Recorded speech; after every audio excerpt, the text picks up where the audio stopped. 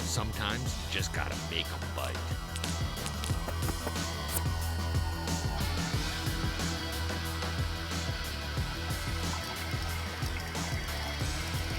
Oh, there he is. Look at that.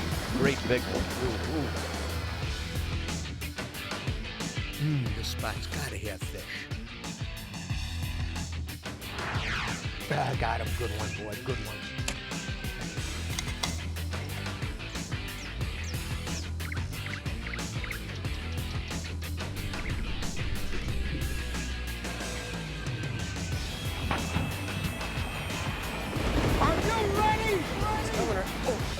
There we go.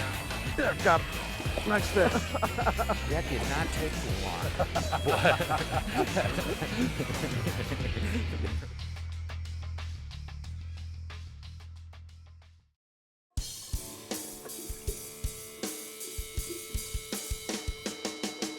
How does a chunk of hardware resembling nothing in nature trigger fish into striking? That's easy. You've got to move it to prove it. Oop, there's one now.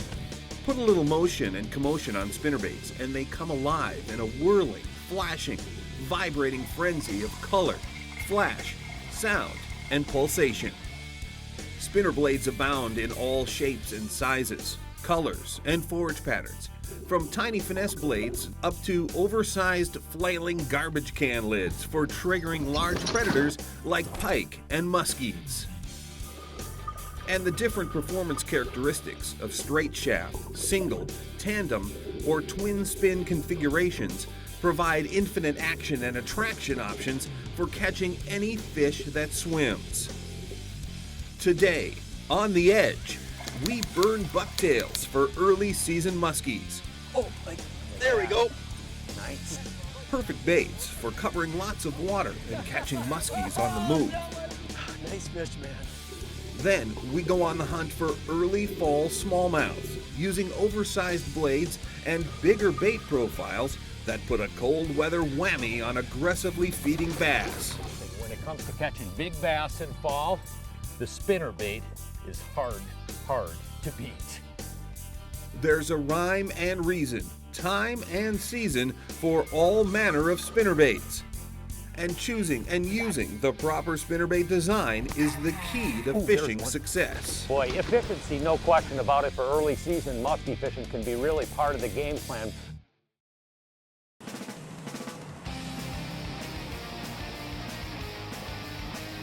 The musky fishing game is seldom easy. We've been on the water for 12 hours. We're only 12 hours in. Yeah, my hands are getting sore. And I'm waiting for one big bite. Long hours and countless casts are keys to success. 4,000 casts so far. 400 more casts to go in this today. Even today, with musky waters more abundant and fish populations at an all-time high, it's still a numbers game. Keep putting productive baits where muskies live over and over again and hope to be there when they bite. You know what time it is? What time? Time for a ho-ho. There we go. Whoa, Nice. got him. There, Nice you got one. a good one. There All you go. right. What did you get? Just drilled it. Whoa. Wow. All right, burning buck. Whoa. This is a real active one, huh? There you go. Nice leaper. Early season muskies can be a mystery for a lot of people, but it really doesn't have to be. Let's take a look at where to find these puppies right out of the gate. Here we go. Adios. Adios, Mr. Musky. So far, cheers up by one. At this time of year, two distinct patterns often exist on good musky waters. Lakes that have tulipies and whitefish will often have muskies suspended high over open water. Trolling crankbaits down 5 to 20 feet over 30 feet of water or more is a very productive pattern. The other productive pattern is shallow, sometimes very shallow. And because there isn't a lot of developed weed yet, muskies tend to roam over expansive flats, so covering water is vital. On large flats, we'll often position the boat up on the flat with anglers casting in opposite directions. Small pieces of cover will often hold fish in these flats, like a boulder or a tuft of developing weeds. If you get a follow, make sure you punch it in on your GPS so you can return to the exact location when the fish is more active. Believe me, on these big flats, it's nearly impossible to find the spot again without marking it on your GPS. You know, over the last number of years, big baits have really came into fashion. And one thing I can say about this time of the year, early season, this is one time of the year when smaller profile baits can be really critical. Right now the forage is not really that grown up. In a lot of cases the fish aren't really active. Water temperature is relatively cool. Right now the water temperature is 61 degrees and we're throwing relatively small baits. Today, manufacturers make a lot of baits designed for musky enthusiasts. You have soft baits, topwater, gliders, crankbaits, spinnerbaits, and the famed inline bucktail. Each of these baits have unique triggering characteristics. For outright efficiency, water coverage, hooking potential, and fishing ease, the classic inline bucktail is hard to beat. Today we're fishing with the Vibrex Musky Buck. The logic is simple. Put the trolling motor on 30% and cover water. Lots of it. See a fish? Drop a waypoint. We'll be back. There's another one right there that's bigger than that one. The key is to identify as many fish as possible, then come back to them intermittently throughout the day when they might be more willing to bite. Oh, there's one. Nice one. Nice, big fish, man. Wow. Oh, Wow, man, there's one. Whoa. wow. Oh, jeez. That'll get your attention. I like that. Boy, he came in there and just launched it. Man. You'll notice the retrieve I'm using right now is really, really fast. The idea is to trigger fish with speed, but it's not only speed, it's a lot of directional changes. When I'm burning bucktails, I don't like to just sit and reel them in really fast. What I like to end up doing is I use a longer rod and I'm constantly steering the lure, moving it at a high speed so the bait's changing direction, and it does have some speed changes, but the speed changes are from really, really fast to fast. So I'm not really slowing the bait down dramatically. It's always moving. But I'm just throwing a few directional changes in the retrieve whenever I can.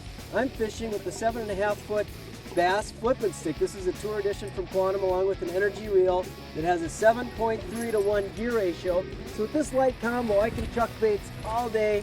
It's really easy to throw, but also when you hook up with a fish, it's so much more fun having that lightweight gear fighting the fish. I fish more with this kind of stuff now than anything else. This thing is just a smoking reel. I'm not kidding. I can rip this inline bucktail right out of the water. It's got 7.3 to 1. I got it spooled with 50-pound test 832 Suffolk braid.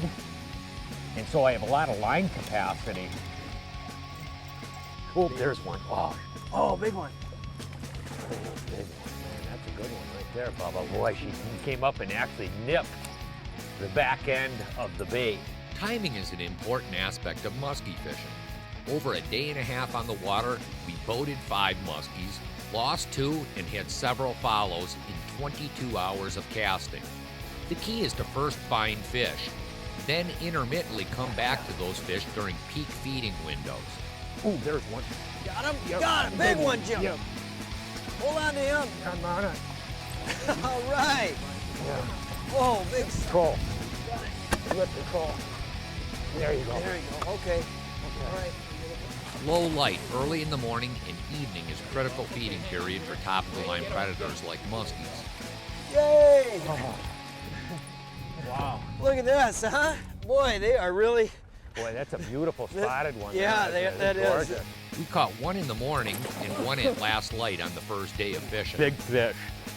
I like the smell of muskies in the boat. Changing weather is another factor that can trigger intense feeding. Got her. Got her. Got her. Got her. Nice. She came up and punched that thing, man. 3 of these fish were caught in a 1-hour period directly prior to a strong storm front that eventually blew us off the water. Boy, my heart is just cranking right now. We pulled into a little weed bed. We'd seen a few fish and I was burning it. I made a turn. That's one of the keys when the When the fish are following, is to turn it, and man, she ate it. Holy smokes. Realistically, small weather changes like wind direction and increased cloud cover can turn followers into biters. There we go. Nice. You got another one. That's a big one there. That's a big better one. I just released a fish. I'm not even kidding you, man. This is the next cast after I just caught one. I just caught one. Unbelievable. That's a good one there. Good musky anglers also like to be on fish they found directly around moonrise and moonset. It simply increases your odds of getting bit, and that's big in musky fishing. The weather change, Oh, boy, that's and a just nice that fish. little bit of weather change made the difference. Oh, a little on, bit too Jimmy, early. come I on. don't have enough long enough neck, Bubba. You got to get him closer to me. Oh, come here. There, look at Oh, what out? That is terrific. All right. Two casts in a row, man. You don't, muskies can be caught on opening day, huh? I may even have to hold this one. This system of small bucktails and fishing fast combined with timing is unquestionably one of the easiest ways to put numbers of muskies in the boat. Oh boy, big fish. Boy, look at that. That's a tank there. Boy, efficiency, no question about it. For early season, musky fishing can be really part of the game plan. But you go out with the right tools, with a little bit of time and determination, got the right weather can help a little bit of the sort of the weather in your favor, and it can make a big difference in the number of fish you put in the boat. Boy, this is a gorgeous day. Absolutely. Look at that. It's getting heavy. I'm going to get her back. Okay. Man. Woo. Musky fishing is an efficiency game, and you need to put the percentages in your favor to locate and catch them. Discover how to track down and make them bite in Musky Logic, part of our Angling Edge instructional DVD collection, available at anglingedge.com.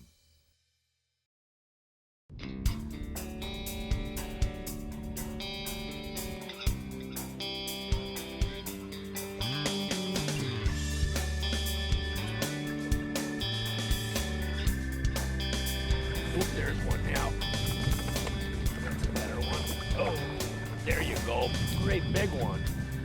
Ooh. Boy, now. Oh, look at that whopper stopper there.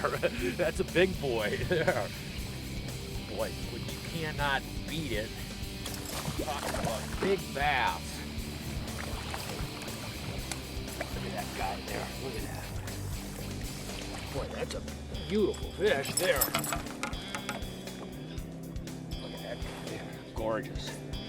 Get this guy off. We'll get her back in the water. Boy, is that a beautiful smallmouth. These guys are just amazingly beautiful fish. Look at that. That's a beautiful smallmouth bass.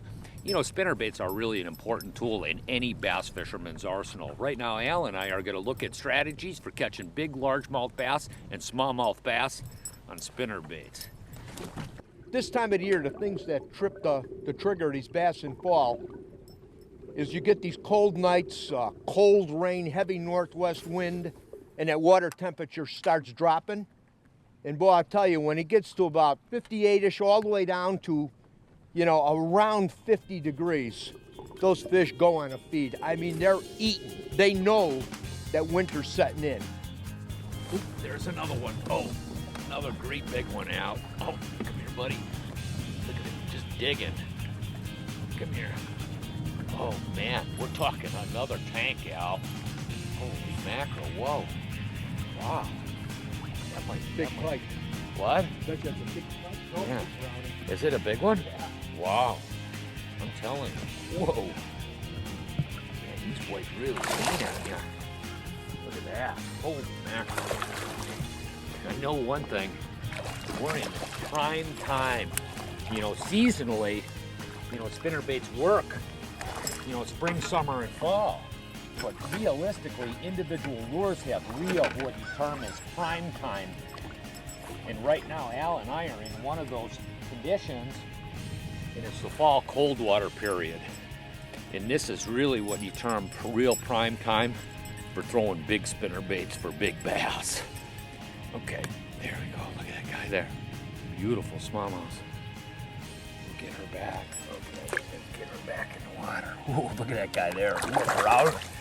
You know, the spinnerbait I'm throwing here is a T1 Terminator titanium spinnerbait, but there's a variety of different spinnerbaits that you can use for this cold water fishing for both largemouth and smallmouth bass.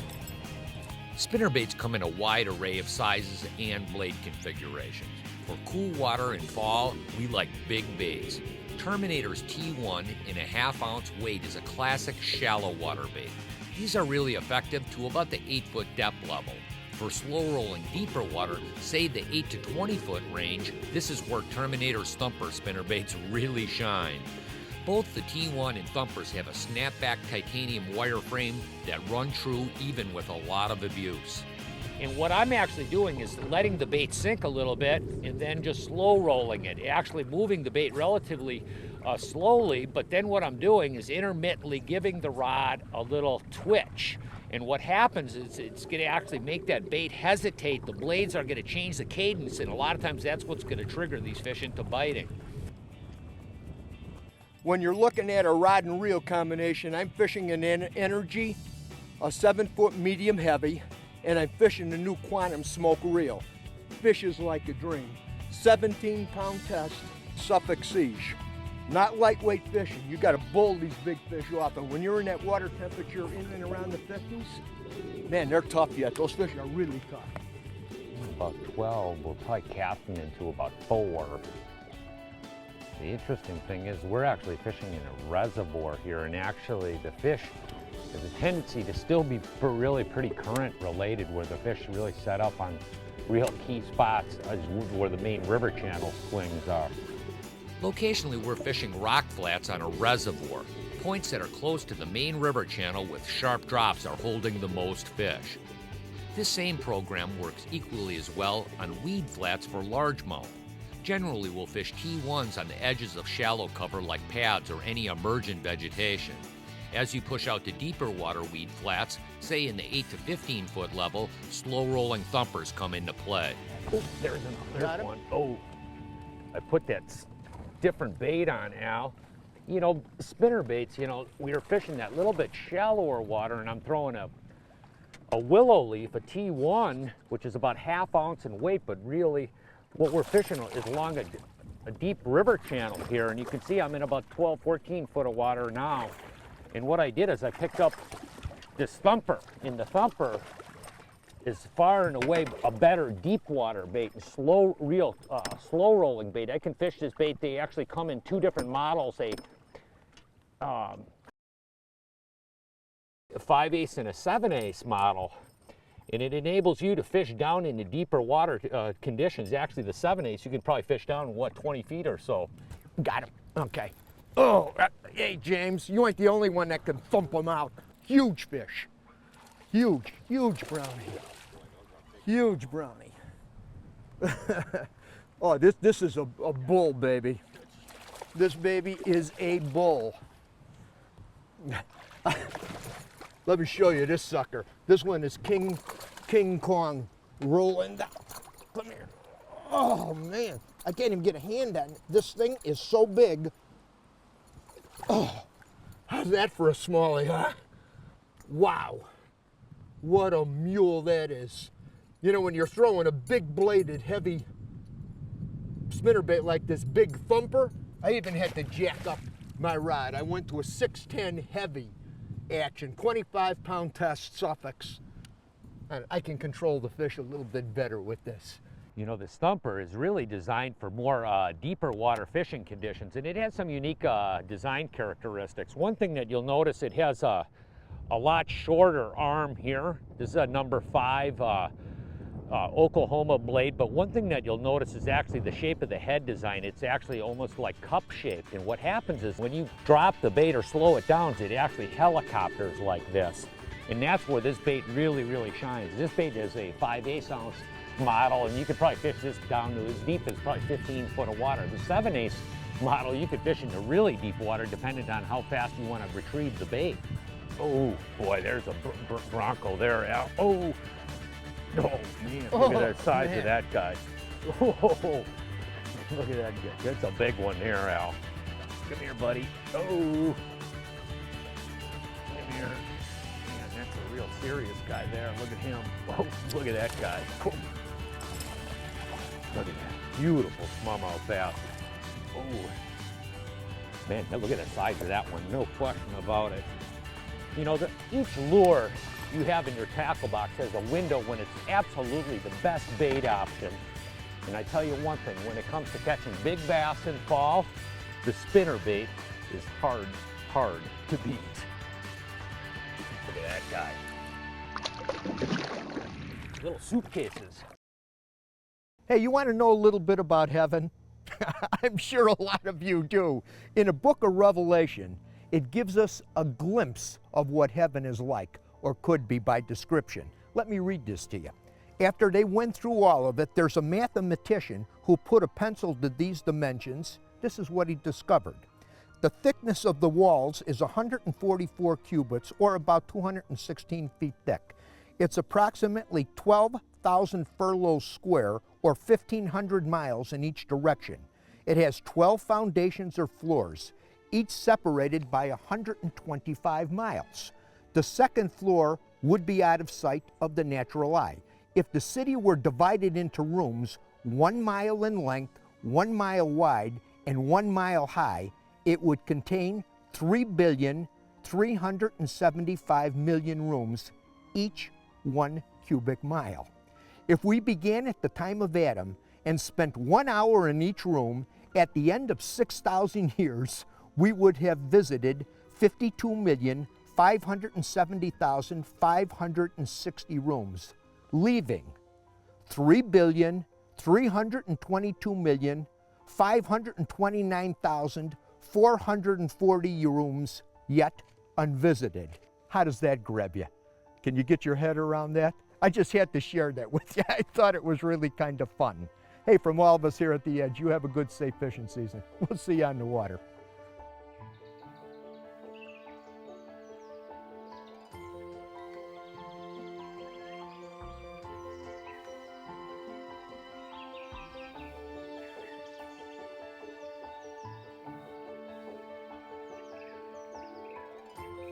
Hey, I sure want to take an opportunity to thank all our sponsor partners for making this show possible. And if you like what you see, let them know and support them. For more information, check us out at anglingedge.com, Facebook, or the YouTube channel. Hey, thanks for watching.